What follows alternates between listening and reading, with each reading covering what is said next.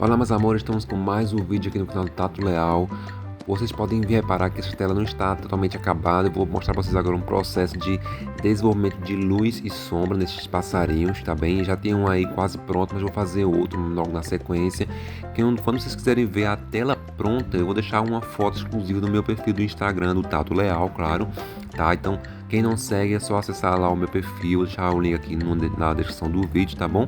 Para vocês dar uma olhadinha lá, ok? Meu perfil é privado, mas podem seguir que eu vou aceitar imediatamente, ok?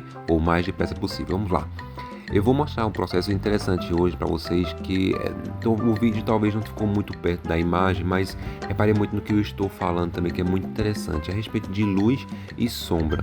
Eu estou fazendo um segundo pássaro nesta pintura, que ele está próximo à mulher. O fundo da pintura é uma mistura abstrata de vários tons, um tanto opacos, um marrom clarinho e tudo mais. E são cores que se aproximam muito à cor final deste pássaro. Então talvez crie uma fusão do fundo do cenário com o pássaro, e isso pode criar uma dualidade na imagem.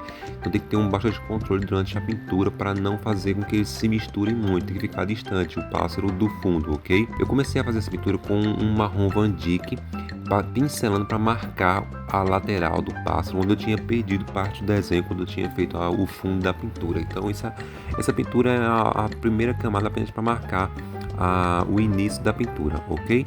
Logo na sequência eu comecei a reparar os detalhes das partes mais distantes do pássaro, como a asa do lado esquerdo, que está mais ao fundo do pássaro. Então eu comecei através dela a jogar outras cores por cima, como um terra de cena natural e o branco puro, branco de titânio no caso, para dar uma luminosidade na figura, na imagem da asa do pássaro, ok? Logo na sequência vemos outras partes que são do fundo mais para frente. Tem um pouco do peito do pássaro, a cabeça também, fazendo os detalhes do olho, do bico. Eu coloco a camada de pintura, a camada principal da cor do pássaro. No caso aí seria uma cabeça meio avermelhada, tem o bico dele que é um terra de cena queimada com um pouquinho de preto para ficar um pouquinho mais forte, além do terra de cena queimada. E logo na sequência eu jogo a camada de branco para dar uma luz na imagem. O que eu quero destacar para vocês é na questão de luz e sombra, que eu acho que eu nunca falei muito bem aqui no canal em outros vídeos. A questão é que para este perfil em específico de pintura que eu faço, não sei se acontece muito bem com vocês, mas eu evito utilizar o branco puro para fazer a luz e o preto para fazer a sombra. Consegue compreender a minha linha de raciocínio? O que é que eu quero dizer com isso? Que quando eu coloco o branco puro, a luz fica uma coisa muito taxada e talvez até meio um tanto falsa. Não cria uma junção com a figura principal da imagem.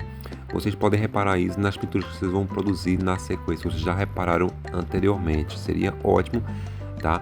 Não é proibido. Podem usar o branco puro para fazer a luz de um objeto e o preto puro para fazer uma sombra de um objeto, ou um animal ou uma pessoa.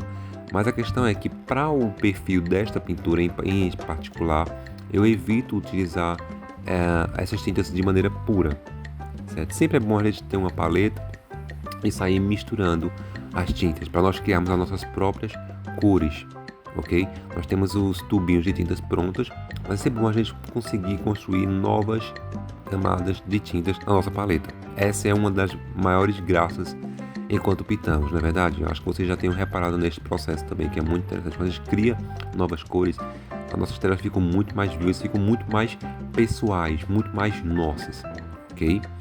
O preto, gente, algo muito pouco eu utilizei, tá? Eu sempre misturo ele com um pouco de terra de cena queimada para fazer a sombra, principalmente nesse pássaro, como vocês podem ver.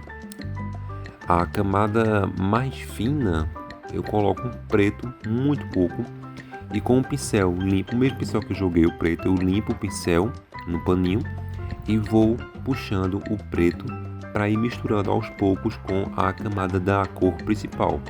Tipo o corpo do pássaro, que é um marrom Van Dyck, a cabeça dele que é meio avermelhado, tá? Tem um pouco de terra de cena. Então assim, quando eu vou fazer a sombra, eu coloco o preto e saio puxando. Isso já faz automaticamente que o preto saia misturando na pintura. Não fique nenhuma coisa muito carimbada, muito taxada. Fica uma pintura que vá se delineando de uma cor para outra, fazendo um degradê. ok? Então, comecem a observar um tanto isso, a questão de luz e sombra. Eu acho muito interessante e isso dá um valor ainda maior para o objeto que você estiver pintando naquele momento. Isso para mim deu uma grande diferença quando eu comecei a pintar anos atrás. E eu reparando hoje minhas pinturas antigas. Eu cheguei a fazer pinturas onde eu colocava o branco puro sem misturar com outra cor e jogava lá para fazer uma luz em um objeto, e o preto puro também para fazer ficar uma sombra muito pesada, muito forte. Repito para vocês, não é errado fazer isso. E se vocês curtem este estilo, parabéns, não tem problema algum, ok? Mas para o tipo de pintura que eu faço em particular, pelo menos para esta pintura em particular, eu evito isto. Até mesmo o bico do pássaro, por que pareça, não está o preto puro, tem um pouco de terra sendo queimada. Talvez o vídeo não tenha captado muito bem, ok, meus amores?